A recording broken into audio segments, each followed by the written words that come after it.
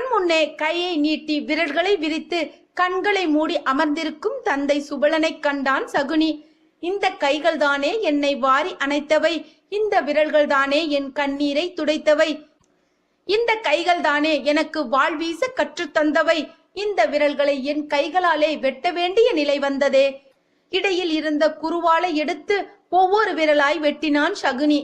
அவன் தந்தையோ வலியை தாளாமல் உதடு கடித்து சத்தம் வெளியே வராமல் வாயை மூடி கண்கள் தெறிக்க அமர்ந்திருந்தார்.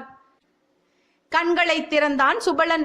எதிரே கண்ணீரோடு அமர்ந்திருக்கும் தன்னுடைய மகன் சகுனியை பார்த்தார். மகனே சகுனி, எவ்வளவு அழகானது நம்முடைய குடும்பம்.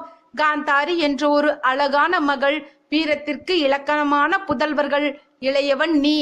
ஆனால் இன்றோ அனைவரையும் இழந்து அனாதையாய் நிற்கின்றோம். இதோ இன்னும் சிறிது நேரத்தில் நானும் இறந்து விடுவேன்.